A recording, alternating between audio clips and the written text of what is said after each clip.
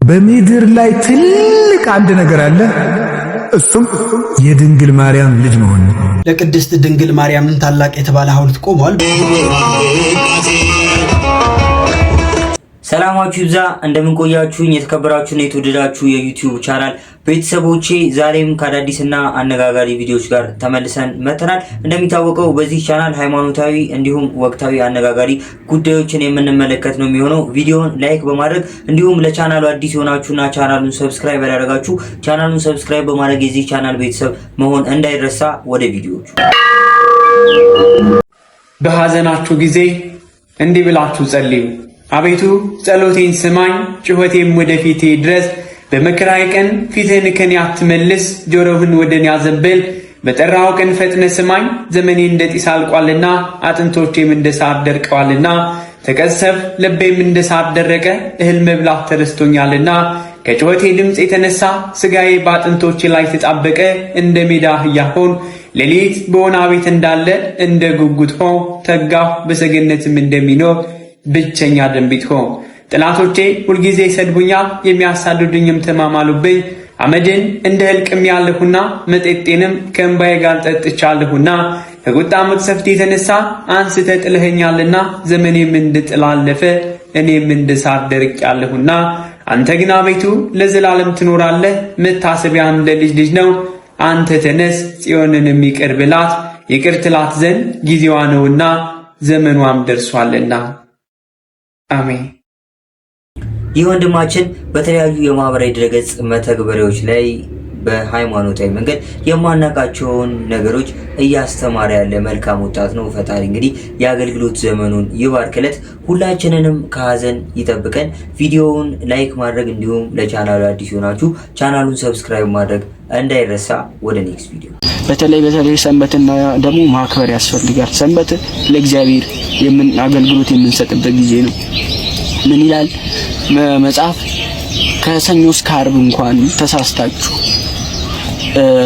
ሁላችሁ ምን ብላችሁ ኃጢአት ሰርታችሁ ቅዳሜና እሑድን ስለ እግዚአብሔር ብላችሁ ብታስቡና ሰንበትን ባትሽሩ መንግስተ ሰማያትን ለመጎብኘት ሰንበትን ትሄዳላችሁ ይላልና በዛን እንኳን መንግስተ ሰማያትን የማየት እድል አለንና ሰንበትን እናክብር።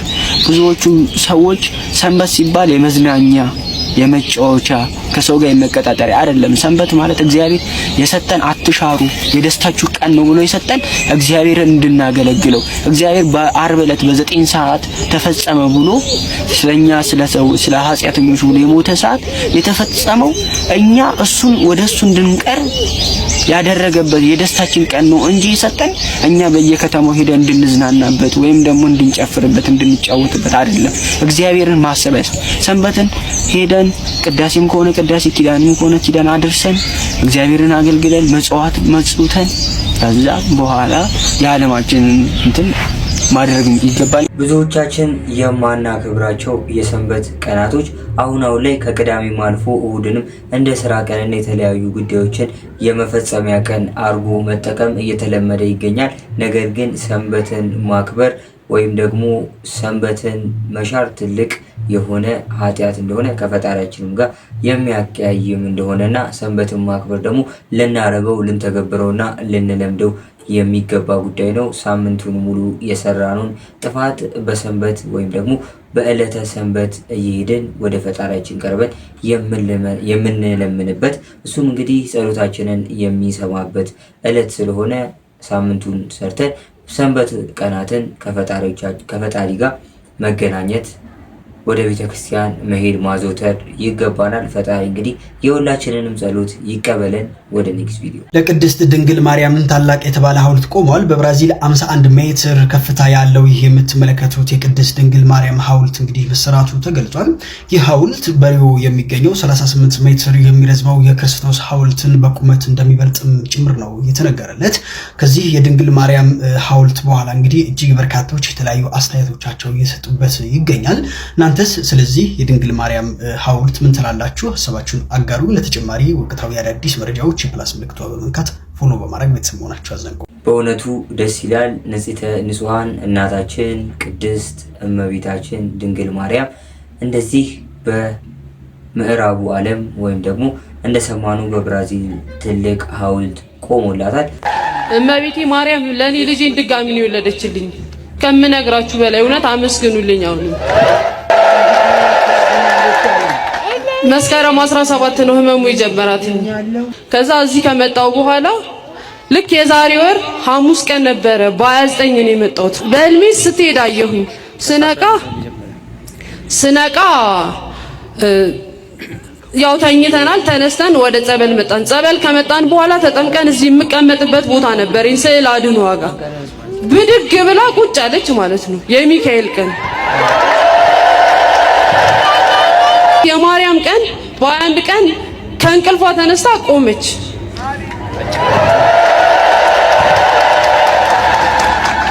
ይኸው እስካሁን ድረስ አውደ ምሕረቷን እያዞርኩ እያስጠመኩኝ በጸበሏ በእምነቷ ልጄን ዳግም ወልዳልኛለች። በደንብ አመስግኑልኝ። እስኪ አመስግኑ። እስኪ ከፍ አረጋችሁ አመስግኑ። እንግዲህ እናት ናት። ድንቅ ስራ የተደረገላትን መናገር አንደበቷን ይዟት ነው። በጣም በቃላት ከሚገለጽ በላይ ፓራላይስ ደግቷት ነበር። ያንቀጠቀጣት ነበር። ፓራላይስ በአንድ የቆላልፏት ሰውነቷ ወገቧ አይታጠፍ፣ እግሯ አይሰራ፣ እጇ አይሰራ እንዳለ ፓራላይዝ ሆና ስትዘከረክ ነበር። እቻው የምትቦርቀዋ ልጅ አሁን ድንቅል ማርያም ትልቅ ድንቅ ነገር ያደረገችን ስውሯ ማርያም በአንዴ ነው እንግዲህ እንዲህ ስትቦርቅ ያደረገችውና ይሄ በቃላት የሚገለጽ አይደለም። ቃላቱ ቢኖርን ከዚህ በለጠ ብንገልጸው ደስ ይለናል። ከእንደገና እድል የሰጠችን እናመሰግናለን። ይቺ ብላቴና አሁን እናትየዋ በነገረቻችሁ ህመም ምክንያት ፓራላይዝ ሆና አልጋ ላይ ውላ ነበረ። በፍጹም መቀመጥ መቆም አትችልም ነበረ እዚህ እስከመጣው ጊዜ ድረስ። እዚህ መጥቼ ቀስ በቀስ ምልክት እያየው ቆየሁኝ። በመጨረሻ በዕለተ ቀኗ በእግሯ ቆማ መራመድ ቻለች። ከፍ አድርጋችሁ አመስግኑ። ስውራ እናቴ ለኔ እናቴ ነሽ የችግሬ ደራሽ ስውራ እንዳይና ብሽ እጃሽ አይለይ ደካማው ልጅሽ እኔን አስበኝ የኛ ነው የሶስት ሻኔ ታሪክ ያላት ታቦተ ጽዮን ያለችበት የጸሎት ስፍራ የኪዳን አገር ኢትዮጵያ ናት አገረ እግዚአብሔር። የኛ ነው ዋሻው እምነቱ ጸበሉ አናፍሬም ትንቢታችን የኛ ነው ዋሻው ለእናታችን ለእመቤታችን ለንጽሕተ ንጹሐን ለቅድስተ ቅዱሳን እመቤታችን ቅድስት ድንግል ማርያም እንግዲህ ከምስጋና በላይ ምንም ልናረግላት የምንችለው ነገር የለም። ብዙ አይነት ተአምሮች በቦታው ይደረጋሉ። ብዙ የታመሙ ሰዎች ይድናሉ። እውራን አይናቸው ይበራላቸዋል። የታመሙ ሰዎች በዛ መፍትሄንና እንግዲህ ጤናን ይዘው ወደ ቤታቸው ይመለሳሉ። ብዙዎች በዛ ቦታ ድንቅ ነገር እየተደረገላቸው ድንቅ ተአምራትን እየተመለከትን እንገኛለን። እንግዲህ ቤተሰቦቼ እናንተም በውስጣችሁ ያለው ነገር ለእሷ ንገሯት። እሷ ለሁሉም ደራሽ ሁሉንም ሰሚነችና ሁላችሁንም ተስማችሁ ለሁላችሁም ትድረስላችሁ። እንግዲህ ከዚህ በላይ ምንም ልንላት አንችልም። ሁላችንንም ትድረስልን ለማለት ፈልጋለሁ። ወደ ኔክስት ቪዲዮ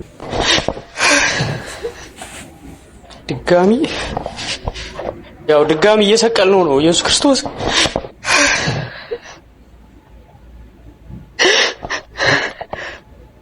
49 ዓመት ታቦቷ ሳትሆን የተንከራተተችው ኢየሱስ ክርስቶስ ነው።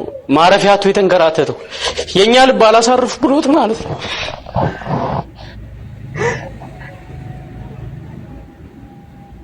ይመስለናል እኛ ሳምንት ቀያይረን መተን ስላስቀደስን እጣኑ የሚያርግ እግዚአብሔር የሚቀበል የሚደሰት ይመስለናል። ግን አይደለም። እሱን ከሰማይ ያወረደው እኮ ከ99 ከመቶ መላእክት አንዱ ሲጎልበት ነው። አንዱ ሲጎል ነው ከሰማይ ያወረደው። ማለት 10 መልአክ ወድቆበት አይደለም። አንድ መልአክ አንድ ሰው ከቤተ ክርስቲያን ሲርቅ እግዚአብሔር ያመዋል። አንድ ሰው ከቤተ ክርስቲያን ሲቀር እግዚአብሔር ያመዋል።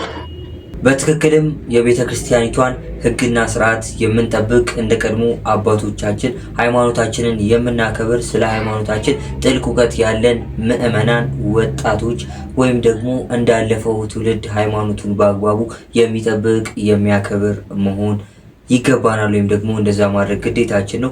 ስለ ሃይማኖታችን ስንጠየቅ አላቅም ማለት የሚያሳፍር እንጂ የሚያኮራ አለመሆኑን ልንረዳ ይገባል። ወደ ኔክስት ቪዲዮ ሌሎች ዓለማት እያሉ ጌታችን ለምን ወደ ግብጽና ኢትዮጵያ ብቻ ተሰደደ? እንኳን አደረሳችሁ። ዛሬ ህዳር 6 እመቤታችን ቅድስት ድንግል ማርያም ከልጇ ከጌታችን ከኢየሱስ ክርስቶስና ዮሴፍና ሰሎሜን አስከትላ ወደ ደብረ ቁስቋም የገባችበት ነው። ሁላችሁም በኮሜንት ደብረ ቁስቋም እያላችሁ ጻፉልኝ። ኮፒ ሊንክ፣ ሼር፣ ሪፖስት እያደረጋችሁ ለሌሎች እንዲዳረስ አድርጉ።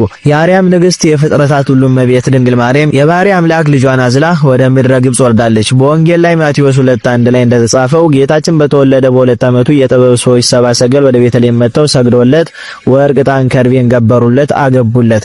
ንጉሥ ተወልዷል መባሉን የሰማ ሄሮድስ 144,000 ሕፃናትን ሲፈጅ በቅዱስ ገብርኤል ትእዛዝ እመቤታችን ቅድስት ድንግል ማርያም አንድ አምላክ ልጇን አዝላ በአንዲት አህያ ጥቂት ስንቅ ቋጥራ ከዮሴፍና ከሰሎሜ ጋር ስደት ወጣች።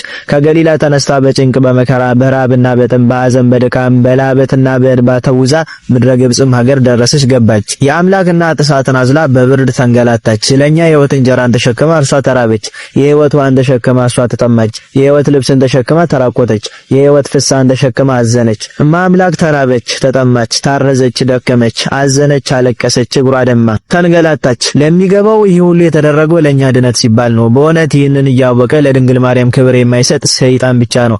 አራዊት እጽዋትና ድንጋዮች እንኳን ለአምላክ እናት ክብር ይሰጣሉ። አረጋዊው ቅዱስ ዮሴፍና ቅድስት ሰሎሜ ደግሞ የክብር ክብር ይገባቸዋል። ከአምላክ እናት ከድንግል ማርያምና ከሸር ልጇ ጋራ መከራ መቀበል መርጧልና። ጌታችን መድኃኒታችን ኢየሱስ ክርስቶስ ለምን ተሰደደ? ለምን ስደቱንስ ወደ ግብጽና ኢትዮጵያ ብቻ አደረገ?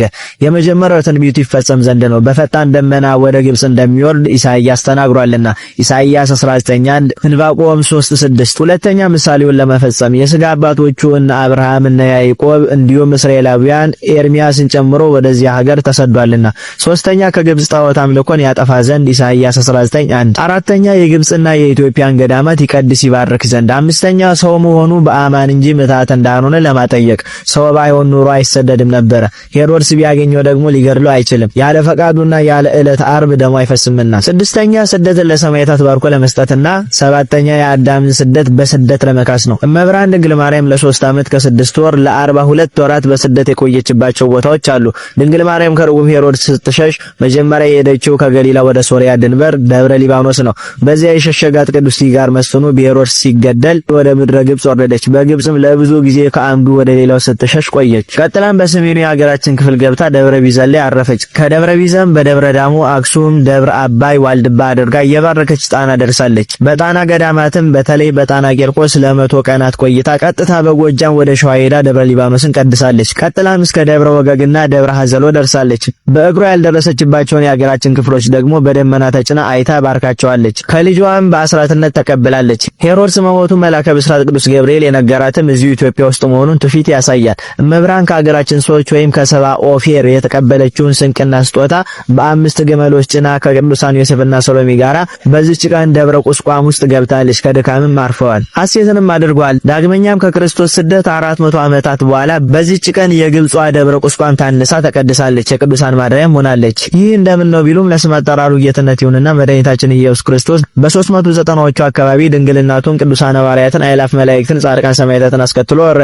የወቅቱ የግብጽ ፓትርያርክ ቅዱስ ቴዎፍሎስና ሊቁ ቅዱስ ቄርሎስ ቤተክርስቲያኑን አነጸው ሕዝቡን ሰብስበው ይጠባበቁት ነበርና ወርዶ ቀድሶላቸው ታላቅ ደስታም ሆነ። ለምን ከተባለ ስደቷን ሊሳተፉ ሽተው ነበርና። እኛም እመብርሃንን ልንሻት ያስፈልጋል። ይህ ቀን ለኛ ለክርስቲያኖች ሁሉ እጅግ የደስታ ቀን ነውና ሐሴትን እናድርግ። የሰማይና የምድር ጌታ ለኛ ሲል ካደረገው ስደቱ በዚች ቀን ተመልሶ አርፏልና ስደቷን አስበን ካዘንን መመለሷን አስበን ደግሞ ደስ ልንሰኝ ይገባል። አብርሂ አብርሂ ናዝሬት ሀገሩ ንጉሥኪ በጻ ዘምስለ ማርያም መጾሩ ልንልም ይገባል። የጌታችን የመድኃኒታችን የኢየሱስ ክርስቶስ የእናቱ የቅድስት ድንግል ማርያም የቅዱሳን ዮሴፍና ሰሎሜ በረከት በሁላችን ላይ ይደርብን። ኮፒ ሊንክ አሜን አሜን። የቅዱሳኑ በረከት የእናታችን የንጽሕተ ንጹሐን የቅድስተ ቅዱሳን እመቤታችን ቅድስት ድንግል ማርያምና የልጇ በረከት ከኛ ጋር ለዘላለም ይኑር። ወደ ኔክስት ቪዲዮ። አብ ወወልድ ወመንፈስ ቅዱስ አሐዱ አምላክ አሜን። በቅድስት ሀገር ኢትዮጵያና ከኢትዮጵያም ውጪ በተለያዩ ክፍለ ዓለማት ያላችሁ የልዑል እግዚአብሔር ቤተሰቦች፣ የአንዲቷ የቅድስት ቤተ ክርስቲያን አባላት የሆናችሁ ሁሉም ኦርቶዶክሳዊ፣ ሁሉም ባለማተብ አደራ በድንግል አደራ በማርያም ይሄን መልእክት የምትሰሙ በሙሉ ሼር አድርጉ። አሁን ሰዓት የሚጽፍ መጻፍ አለበት። በጸሎት አንድ ሆነን መበርታት አለብን። በፍቅርና በአንድነት መኖር ሃይማኖታችንን መጠበቅ የሁል ጊዜ ስራችን ሊሆን ይገባል። የኃጢአተኛነት ስሜት ይሰማችኋል? ከተሰማችሁ መንፈስ ቅዱስ ከእናንተ ጋር ነው። መንፈስ ቅዱስ ሲርቅ ግን ኃጢአት በእኔ አልተጀመረ ትላለህ። ምን አዲስ ነገር አለው? ይሄ ምን ኃጢአት ነው ማለት ትጀምራለህ። እንደውም ኃጢአት የሚለውን ቃል መስማት ሁሉ አትፈልግም፣ ትጣላለህ ከሰው። መንፈስ ቅዱስ ካለ ግን ትጨነቃለህ፣ ትሳቀቃለህ። በሰራው ኃጢአት የሚወቅስህ አብሮ ስላለ ነው። መንፈስ ቅዱስ ሲርቅ ግን ከባድ። ቅዱስ መንፈሱን ከኛ ላይ ወሰድብን። ዳዊት ቅዱስ መንፈስን ከኔ ላይ ምን አትበላል አይቷላ። ሳኦል መንፈስ ቅዱስ ሲርቀው ምን እንደሆነ በገና እየተመታለት። እኛ ሰው መዝሙር ለዘመረ ሰው ዝማሬ መላእክት እሱ ጦር ይወረውራል፣ ጦር ያስወረውራል። በገና ስትሰማ ያስጠላል፣ መዝሙር ስትሰማ ያስጠላል። መንፈስ ቅዱስ ከራቀ ጸጥ ያለ ጉባኤ አትወድም። ምንድነው አቀዘቀዙት እኮ ቅዥቅዥ ያረጋል። እርጋታ፣ ሰላም፣ ቅዳሴው አያልቅልህ። ዝምታ ይጮህብሃል። መንፈስ ቅዱስ ሲቀርብ ግን ሰላም ታገኛለህ። ቤተክርስቲያን የመንፈስ ቅዱስ ማደሪያ መሆኗን በዚያ እናውቅ። ምንም ባታረጉ ቤተክርስቲያን ሄዳችሁ ቁጭ ስትሉ ሰላም አታገኙ። ምንም ሳትል እኮ ድምፅ ሳታሰማ ሰላም የምትሰጥ ቤተክርስቲያን ነው። ንፋሱ ነው ወይ ዛፉ ነው? የትኛው ዛፍ? በተለይ የአዲስ አበባ ቤተክርስቲያን መንፈስ ቅዱስ ነው። ጸጥ ሲያረግ ቅዳሴው ላይ ያለውን ሰላም የት ታገኘዋል? ገብቶት አይደለም። አብዛኛው ሰው የሚያስቀድሰው ግዕዙን አውቆት አይደለም፣ ግን ነፍሱ ሰላም ታገኛለች። እረፍት፣ ሰላም ያገኛል። ለምን? መንፈስ እግዚአብሔር ስላለ። አሜን አሜን። ፈጣሪያችን እንግዲህ ቅዱስ መንፈሱን ከኛ ከልጆቹ ከኃጢአተኞቹ ዘንድ አያርቅብን፣ ይጠብቀን። ወደ ኔክስት ቪዲዮ። እኔ እመቤታችንን እንኳን በገሃድ አይተናት እንደው አንድ ቀን በህልማችን አይተናትም በሞት ነው። እንዴት ያለች ውብ ናት! ፈጣሪ እንዴት አድርጎ ወደዳት! እንዴት ያለች መልከኛ ናት! መላእክት እኮ ሳስተውላታል። ለቅዱስ ሚካኤልና ለቅዱስ ገብርኤል ተመልከቱ፣ አዳምን ፈጥሬ የማድነው በዚች ነው ብሎ ከክንፋቸው ላይ ሳለላት ሰሎ ቢያሳያት ተመልከቱ። ከዚያ በኋላ ምን አለ? በክንፉ ሲላ ኧረ ቶሎ ፍጠራት ናፍቃናለች፣ ለኛም እህት እንድትሆነ በንጽህና እንድትመስል ቶሎ ፍጠርልን። ይሄው ሲደርስ ትፈጠር። ሚካኤል መልአክ በክነፉ ጾራ የተባለች በዚህ በክነፉ ጾሮ በዚህ ክንፋቸው ላይ ስሎ አሳይቷቸዋል። እና ገና ሳያገኟት ነበር፣ ሳትወለድ ነበር የሚወዷት። በዚህ ዓለም ላይ የእመቤታችን ፍቅር እንደ ውሃ የፈሰሰለት ሰው የታደለ ነው። እውነት ነው። እንግዲህ ለአባታችን ረጅም ዕድሜ ከጤና ጋር ይስጥልን፣ የአገልግሎት ዘመናቸውን ይባርክልን። አባታችን አባ ገብረ ኪዳን በኢትዮጵያ ኦርቶዶክስ ተዋሕዶ ቤተክርስቲያን ውስጥ አሉ ከሚባሉና ስማቸው በግንባር ቀደም መልኩ ከሚጠራ አባቶቻችን መካከል አንዱ ናቸው። በተለያዩ ጥሙም ትምህርታቸው የምናውቃቸው አባታችን እንግዲህ በድጋሚ ረጅም ዕድሜ ከጤና ጋር ተመኘን። ወደ ኔክስት ቪዲዮ። በነገራችን በጋሻውና ትዝታው እነሱ ውስጥ የማየው ነገር ከኦርቶዶክስ በመውጣታቸው ብዙ ነገር እንዳጡ ውስጣቸው ይነግራቸዋል።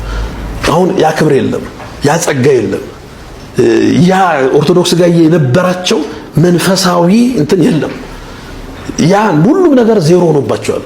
ስለዚህ ሰው የትላንትናው በትዝታ ተመልሶ ያንን ማግኘት ስላልቻለ የዶሮ አስተሳሰብ ይዞ ባልበላው እንኳን ጨሬ ላበላሽ ብሎ ስም ማጥፋት ጉዳይ ካልሆነ በስተቀር ቤተክርስቲያኒቷ ጋር ማን እንደሆነች ኢትዮጵያ ኦርቶዶክስ ቤተክርስቲያን እነሱን እንዴት አክብራ እንደኖረች አይደለም። እነሱ ልመቱ በቤተክርስቲያን ውስጥ እነ በጋሻው እነ ትዝታው የነሱ ተከታዮች ሌሎቹም የበታድሶ ልጆች ልመቱ ቀርተው በመጥፎ አይን ታይተው አያውቁም እኔ እስከማውቀው ድረስ።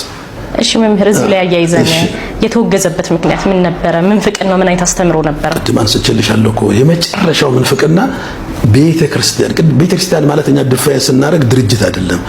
ቤተክርስቲያን ማለት የክርስቶስ አካል፣ ይህቺ ቤተክርስቲያን ጋላሞታ ቤተክርስቲያን ናት ብሎ የክርስቶስን አካል ነው የሰበከ። እኔ ቅድም ብዬሻለሁ። በጋሻው ለምሳሌ አንድ ጊዜ ሲያስተምር እዚሁ ዓለም ጤና መድኃኔዓለም ላይ ያዳነን ማን ነው ብሎ ይጠይቃል። ሰንበት ተማሪዎቹ እግዚአብሔር አሉ። እንዴት እግዚአብሔር ትላላችሁ? ኢየሱስ በሉ እንጂ። ያው ቪዲዮ አለ ኦርቶዶክስ ላይ ያለ ገና ይሄ እንትን እያለ ነው እንጂ ዋና ቤተክርስቲያኗን ዋና ላይ ባለበት ዘመን። ለዚህ ነው ከትምህርት ነፃ ያዳነን የሰንበት ተማሪ ህፃናት ናቸው። እንግዲህ ያው መልስ ለመመለስ በቸኩሎት እግዚአብሔር ስሉ እንዴት እግዚአብሔር ትላላችሁ? ኢየሱስ በሉ፣ ስላሴ አትበሉ። ይሄ እኮ ምንፍቅና ነው። ኢየሱስ ክርስቶስን እግዚአብሔር አትበሉ ማለት ምንፍቅና ነው በእኛ ቤተክርስቲያን አስተምሮ፣ በመጽሐፍ ቅዱስም አስተምሮ። ግን በቪዲዮ ተሰልተው ሊቃውንት ጋር የቀረቡ እኔ እቺ ኢንዲቪጁዋል አውጥቶ ማየት የሚቻል በድብቅ ጭምር እኮ ሐዋሳ ላይ በድብቅ እመቤታችን መንፈስ ቅዱስን የተቀበለችው ከሐዋርያት ጋር ነው ብሎ ያስተማረ ሰው እኮ ነው። ከሐዋርያት ጋር የገብርኤልን ብስራት ያልተቀበለ ሰው ነው። መንፈስ ቅዱስ ያድርብሻል፣ የሉላይ ሊጸልልሻል፣ ካንቺ የሚወለደው ቅዱስ የእግዚአብሔር ልጅ ነው ገብርኤል ነው ያለው፣ ከእግዚአብሔር አብ ዘንድ ነው የመጣው። ኤልሳቤጥ የማርያምን የምስጋና ቃል በሰማች ጊዜ መንፈስ ቅዱስ ሞላባት ይላል። በኤልሳቤጥ አይደለም በድንግል ማርያም የማርያም የምስጋናን ቃል ሰምታ ኤልሳቤጥ መንፈስ ቅዱስ ሞልቶባታል። ሞታለች፣ ምንም አታውቅም ድንግል ማርያም። ምልጃዋ በፍጹም የምታማልደው ነገር የለም። ይሄ እኮ ቪዲዮ አለኝ እዚህ በቂ። ይሄን ግን የሰው ግቢ ውስጥ ተደብቆ የሚሰብክ የነበረው ተደብቄ ሰብኬ አላውቅም። ይሄ በቪዲዮ ተቀጣጣ ያኔ ጸረ ታድሶ ጊዜ እኮ ለህዝቡ አቅርበናል። በዛ በዘመቻ ጊዜ ምንድነው የበጋሻው ስህተቶች? ይሄው 1991 ዓመተ ምህረት ኤግዚቢሽን ማዕከል የገቡ አሁን አሜሪካን ሀገር ምስት አግብተው የሚኖሩ ያኔ መነኮሳት የነበሩ አባ ዘውዱ አባ ፍስሐ ሲባሉ የነበሩ መነኮሳት ነበሩ። የነሱን ምንፍቅና ነው በጋሻው የደገመው። እነሱ በድብቅ ኤግዚቢሽን ማዕከል የፕሮቴስታንቶች ኮንፈረንስ ነው የነበረው። እዛ ተገኝተው አሮጊቷ ሳራ አርጅታለች፣ ኦልሞስት ቤተክርስቲያኒቷ ኤክስፓየር ዴት እንዳላት አድርጎ ያቀረቡትን እሱም ወስዶ ያንኑ አለ ቪዲዮ ይሄ በቪዲዮ ያለ በኦዲዮ ደግሞ በየከተሞቹ ያስተማራቸው እጅግ በጣም ብዙ መንፍቅናዎች። ይሄ ሊቃውንት ጉባኤ ጋር ቀርቦ ነው ለሲኖዶሱ ያቀርበው እንጂ በጋሻው ባየር አይደለም የተወገዘው። ቀርቧል ሊቃውንት ጉባኤ ጋር ያስተማራቸው ትምህርቶች ያ ትምህርቶቹ ኢች ኢንዲቪጁዋል ተክለ ሃይማኖትን ምን ብሎ ሰደው በጋሻው። ለዛሬ እኮ እነ ፓስተር ዮናታን ገድለ ተክለ ሃይማኖትን ከመስደባቸው ፊት እኮ በጋሻው ቀድሞ ሰድቧል። አለ የተገረጸ አቅርበናል። ይሄንን ወላይታ ላይ ለህዝቡ እያንዳንዱ ከተማ እኮ ትምህርታቸው ወደ እንትን ተብሎ ቀርቧል። ለህዝብ ያልቀረበው ደግሞ ተደምሮ ለቅዱስ ሲኖዶስ ሊቃውንቱ አቅርበው ይሄ ነው ክደቱ ሲባል ነው በጋሻው የተወገዘው። እና እጅግ በጣም ብዙ ክደቶች አሉት። ይሄን መካድ አይችልም። እሺ መምህር፣ የተሐድሶ ጉዞ ኢትዮጵያ ውስጥ የ90 ዓመት ታሪክ አለው ብለውናል። እስቲ ያንን የተሐድሶ ጉዞ እንግዲህ ተሐድሶ 3 ዋና ፌዞችን ነው ያሳለፈው በእኛ በኢትዮጵያ ኦርቶዶክስ ተዋሕዶ ቤተክርስቲያን ውስጥ። የመጀመሪያው ፌዝ ኦርቶዶክስ ልክ አይደለችም የሚል ፌዝ ነው። ትክክለኛ አይደለችም። ይሄንን ፌዝ ሲይዙ ሲጓዙ አንደርግራውንድ ነው በብዛት በማመሳሰል እንትን በማድረግ በፍጹም እንደ አመድና እንደ ዱቄት አትለያቸው። ቅዳሴ ሲቀድሱ ታያቸዋለሽ፣ ሲሰብኩ ታያቸዋለሽ፣ ሲዘምሩ ታያቸዋለሽ።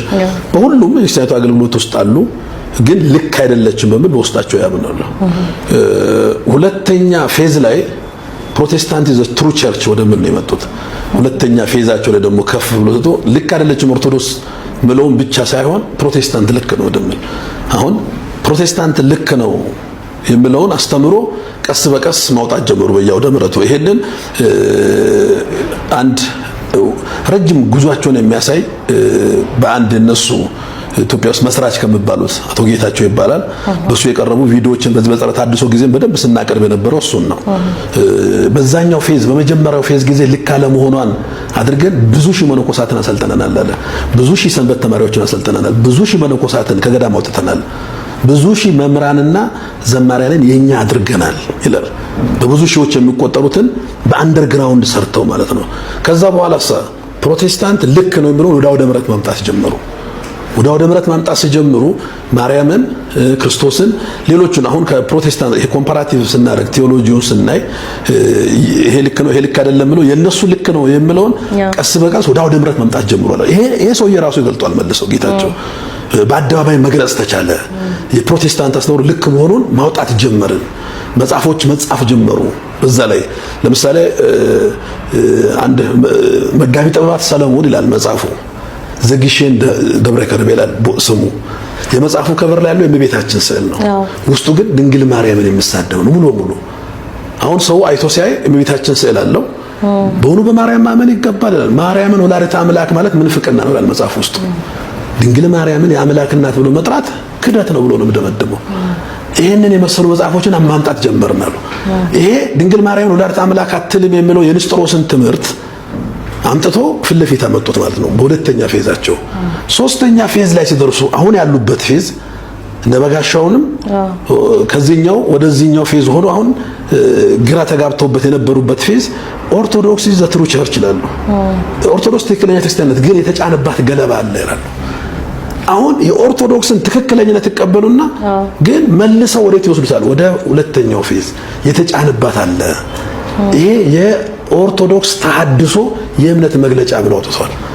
ቤተሰቦች ለዛሬ ይዤላችሁ የመጣኋቸው ቪዲዮዎች እነዚህ ይመስሉ ነበር። ቪዲዮቹ እንደወደዳችኋቸውና እንደተመቻችሁ አልጠራጠርም። ቪዲዮውን ላይክ ማድረግ፣ ለቻናሉ አዲስ የሆናችሁና ቻናሉን ሰብስክራይብ ሳታደርጉ እየተመለከታችሁ ያላችሁ ቻናሉን ሰብስክራይብ ማድረግ እንዳይረሳ። በቀጣይ በአሪፍ ቪዲዮዎች እስከምንገናኝ መልካም ጊዜ። አመሰግናለሁ። ቴንክ ዩ